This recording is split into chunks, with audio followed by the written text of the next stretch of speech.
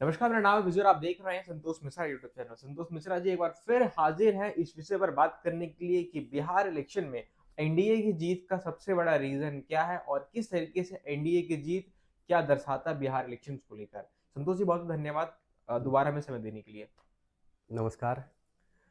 संतोष जी मेरा पहला प्रश्न आपसे यह है, क्या एनडीए की जीत का मुख्य कारण उनका स्थिर सरकार वाला नैरेटिव था या कुछ और था?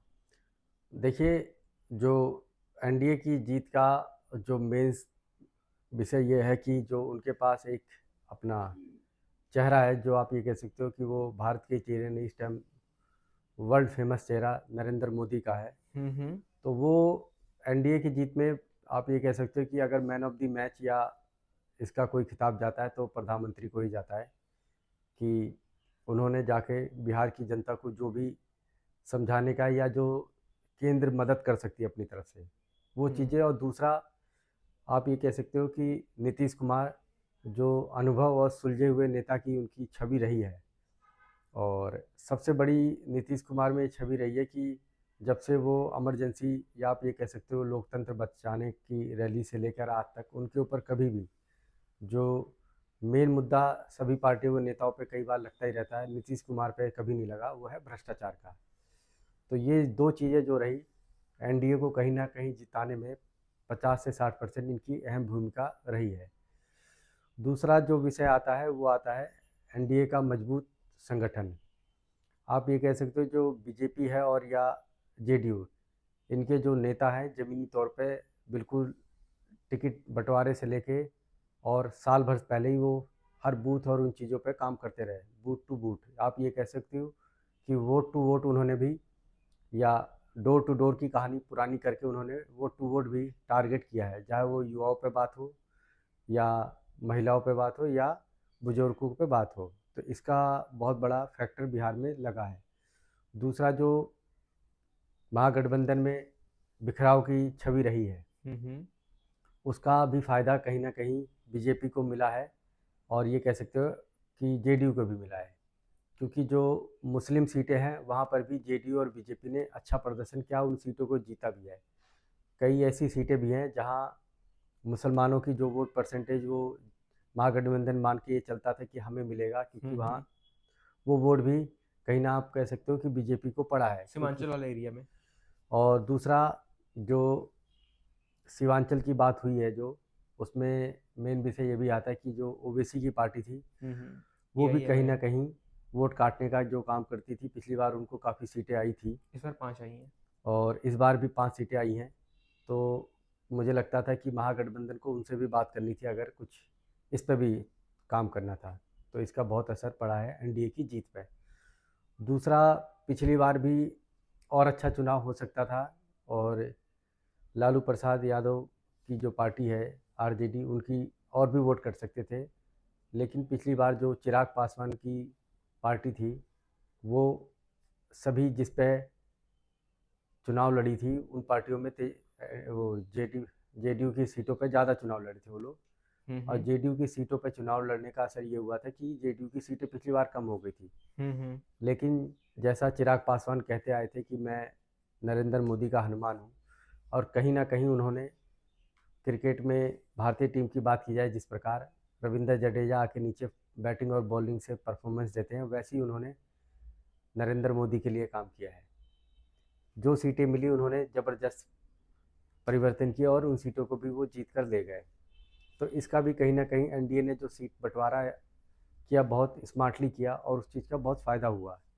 और जो हम जीतम राम मांझी की पार्टी है उनको जितनी सीटें दी गई वो भी जीत गए। 6 में से 5 जीते हैं। तो इसका भी असर रहा। जो एक सीट हारी भी वो भी, ये आप कह सकते हो शाम को 7:30 8 बजे तक कड़ी फाइट चलती रही इस पर, और कुछ वोटों से वो सीट हार गए। और कुछ सीटें जो ऐसी भी रही हैं जहां हार जीत का अंतर 95 वोटों से लेके 350 400 वोटों में रहा है, वो दोनों ही पार्टियों के लोगों में रहा है।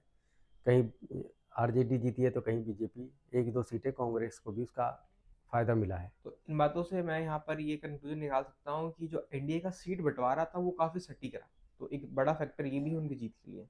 हाँ, ये तो बिल्कुल था ही। दूसरा, जो जेडीयू की भी सीटें कम हुई थी पिछली बार भी, मैं ले जाऊं लोगों को 2020 में, उसका मेन कारण ये था कि जो चिराग पासवान थे वो अलग से खाली जेडीयू की सीटों पर लड़े, तो उस वोटों को उनको जो वोट परसेंटेज मिला था वो भी अच्छा खासा 7-8% के करीब था 2020 में भी।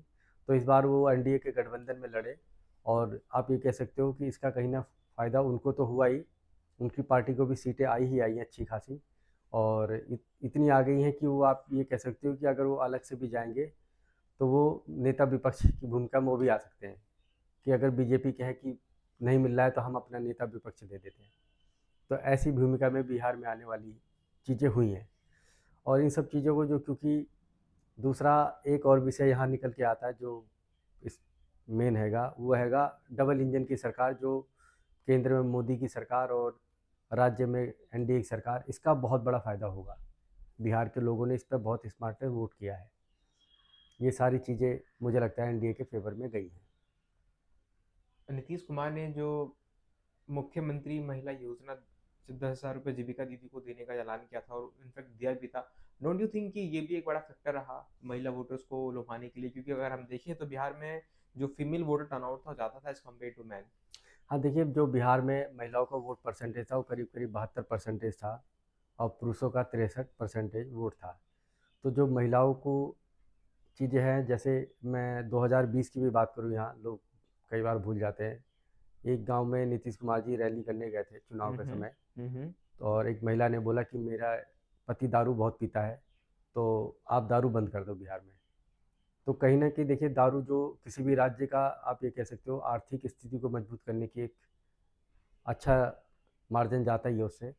तो नीतीश कुमार ने अर्थव्यवस्था को भी ध्यान में ना रखते हुए दारू को उसी दिन से, कि जैसे हमारी सरकार बनेगी हम दारू बैन कर देगा, और उस चीज़ का ये कह सकते हो कि एक महिला के कहने पर दारू बैन कर दी उन्होंने बिहार में, और उसका बहुत असर 2025 के इलेक्शन में पड़ा। तो इस ये चीज़ें भी देखने को मिलती हैं कि जो बिहार की महिलाओं ने वोट दिया, या आप वो 10,000 जो आर्थिक मदद नीतीश कुमार सरकार ने चालू की है, और जो बुजुर्गों की पेंशन भी बढ़ाई है, उस चीज़ का भी बहुत फ़ायदा हुआ है। क्योंकि 2000 जब 24 में इलेक्शन हुए थे लोकसभा के, राहुल गांधी जी ने भी बोला था कि हम 72,000 रुपये देंगे, और कर्नाटक में उनकी सरकार भी है, लेकिन वो कर्नाटक में भी लागू नहीं कर पाए, और हिमाचल में भी लागू नहीं कर पाए। तो ये सब चीज़ें भी बिहार के लोग, क्योंकि कई जगह जाते ही हैं, तो उसका असर हुआ है। एनडीए ने ईबीसी वोटर को किस तरीके से लुभाया है? क्योंकि हमने पिछले भी बार बात करी कि ईबीसी के जितने मोस्टली बड़े बड़े लीडर्स थे वो सबके सब तो महागठबंधन में चले गए, चाहे वो आपके मुकेश सहनी हो, आईपी गुप्ता हो, और भी कई सारे लीडर्स, फिर भी ईबीसी को कैसे लुभा पाए? देखिए, सबसे बड़ी बात यह है कि जो ईबीसी वोटर है, या आप ये कह सकते हो मुस्लिम वोटर भी है, उसको अब जाति पर वोट की जो कहानी हो गई वो बहुत पुरानी हो गई है। ठीक है। और जो बीजेपी में भी जीतन राम मांझी हो या चिराग पासवान युवा चेहरा हैं, ये भी उन्हीं कैटेगरी में से आती हैं। दूसरा, जो प्रधानमंत्री हैं भारत के, वो खुद भी ओबीसी समाज से आते हैं, ठीक है। और नीतीश कुमार जी भी ओबीसी समाज से आते हैं। तो ये जो फैक्टर है, मुझे लगता है कहीं ना कहीं अब जाति का फैक्टर से जो बिहार की जनता है वो उठ चुकी है ऊपर। और ये आप ये कह सकते हो, जो यादव का भी वोट है, वो भी कहीं ना कहीं, यादव भी दो प्रकार की जातियों में बटे हुए हैं वहाँ, अहिर और यादव। इसकी भी अंदर खाने जो जानकारी निकल के आई थी मेरे को, ये भी है। तो ये सारा जो वोटर है, कहीं ना कहीं आप ये कह सकते हो बीजेपी के अच्छे काम पे, या नीतीश कुमार की जो छवि है, और जो लोगों को बिल्कुल संकल्प पत्र जो बीजेपी की यात्रा का एक पार्ट हैगा, उसको कहीं ना कहीं जोड़ती है, और ज़मीनी मुद्दे जो होते हैं उस पर चुनाव लड़ा जाता है विधानसभा का। तो उसका कहीं ना कहीं उन्होंने जो जातीय कॉम्बिनेशन भी अगर देखा जाए, तो वो भी कहीं ना कहीं बीजेपी के फेवर में ही गया है, या एनडीए के फेवर में भी आप कह सकते हो, क्योंकि बीजेपी बड़ी पार्टी बनी है वहाँ। उसके बाद जेडीयू दूसरे नंबर पर है, तो थोड़ा इस चीज़ का असर हुआ ही है। फिर डबल इंजन की सरकार होने से भी फ़ायदा होगा। तो मुझे नहीं लगता इसको जो फैक्टर लगा रही थी महागठबंधन, उनको से कोई फ़ायदा हो। और खुद मुकेश सहनी की पार्टी की तो छोड़ो, वो खुद भी चुनाव हार गए। पार्टी की तो बात करना भी ठीक नहीं होगा जब वो अपनी सीट ही नहीं बचा पाए। वो टॉप 3 में भी नहीं है जहाँ से चुनाव लड़ रहे थे, तो इसका असर भी हुआ ही है। मेरा आपसे अंतिम प्रश्न ये है, एनडीए की जीत तो हो चुकी है बिहार में, बहुमत में मिल गया है, सवाल सबसे बड़ा ये है क्या नीतीश कुमार मुख्यमंत्री बनेंगे कि चेहरा कोई और होगा मुख्यमंत्री का? देखिए, ये मैं व्यक्तिगत तौर पे इसे जोड़ना चाहूँगा अपने भी। मेरा एक नियम है कि परिवार, क्योंकि हम लोकतंत्र में पैदा हुए हैं, परिवारवाद की राजनीति से मैं बहुत ऊपर मानता हूँ। एनडीए और बीजेपी में ये सबसे बड़ा फ़ायदा ये है कि वो जो विधायक जीत गए हैं विधानसभा की शपथ ग्रहण के बाद उनकी अपनी बैठक होगी और उसमें वो अपना नेता चुनेंगे। अब उसमें से कौन नेता चुन के आता है, ये 1-2 दिन में पता ही चल जाएगा और इसका फ़ायदा कहीं न कहीं जनता को जाता ही है सरे, क्योंकि कोई चेहरा नहीं था वहाँ पे एनडीए की तरफ से सीएम का।